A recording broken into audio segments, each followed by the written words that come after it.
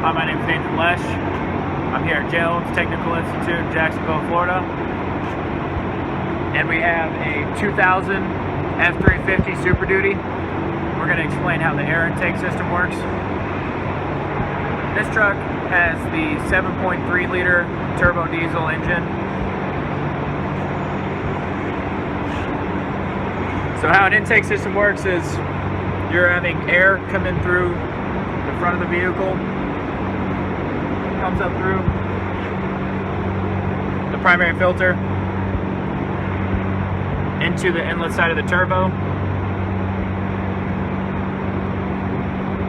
Then the turbo spins the air, compresses it, comes up through, gets split in, comes out through the intercooler, which the intercooler's equipped in the radiator, or it's right below the radiator. Then it cools off and back into the engine. So it has pressurized air that is cooled off going into the engine to combust with the gases or fuel. And how the turbine spins on the air side to compress it is the exhaust side of the turbocharger is spun by the exhaust gases, which that is the turbine side, and the clean side is the compression side. The gold mechanism back there is the wastegate. How the wastegate works is if there's too much pressure of the turbo, the wastegate opens and releases the excess pressure back into the system. Alright, so now that we did a simple walkthrough of an air intake system through the 7.3 turbo diesel, we're going to do a comparison of the basic turbo and then a variable geometry turbo. Now we're going to disassemble these, show you the internal parts, which makes them a lot different from each other.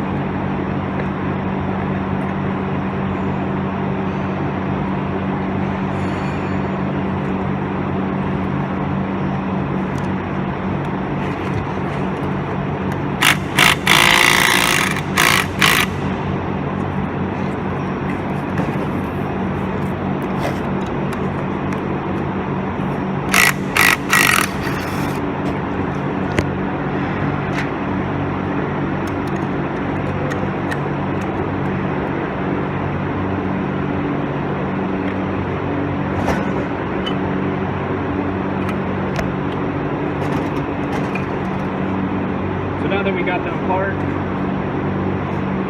this is a simple turbo, the non-variable geometry one. And as you can see on the inside, it just has a void where the exhaust gases can pass by the turbine. As the exhaust gases come through here, it spins the exhaust So the variable geometry turbo is used in place of twin turbos. As you can see over here, we have a twin turbo setup. We have the smaller turbo. It starts the compression and it compresses the air, and then it sends the smaller amount of compressed air to the bigger turbocharger to compress it more. So that's how the twin turbo setup works versus the variable geometry. Starts out as the vanes closed. With the vanes closed, that's your smaller turbocharger, and whenever you need more compression, they open up, and that's what forms your larger turbocharger. So with reassembling turbochargers, one thing you need to watch out in particularly with the variable geometry turbo is that divot needs to match up with that, and the solenoid valve adjuster needs to be in that hole right there. That is very crucial to the proper operation of the variable geometry turbo. And when assembling a normal turbocharger, you need to ensure that you mark it so it's in line, so whenever you mount it back on the vehicle, the hoses, the oil inlet, and the exhaust and intake side are properly aligned. Turbochargers, this one in particular, is cooled by oil. The oil comes in through the top here and cools the bearings within the spindle connecting the two turbines. As you can see, it drops through the top. You have the bearings within here. And one thing you can do to check the bearings to see if they're failed or not is whenever you have the two ends off and you can spin the turbines freely, you can shake it to ensure that the bearings are intact and have not failed. Push it up there. As you can see on the twin turbo setup, get some wire outside here. The twin turbo shares the same exhaust line. Goes in, spins the smaller turbo's turbine, then goes through the larger turbo's turbine. What we have here is a different setup than what traditionally we're used to by having turbochargers by themselves. This Detroit engine has a turbocharger which feeds a supercharger. It comes in like a normal turbocharger. The turbocharger compresses, sends it to the supercharger. The supercharger compresses that even more, and then sends the compressed gases to either side of the intake manifold.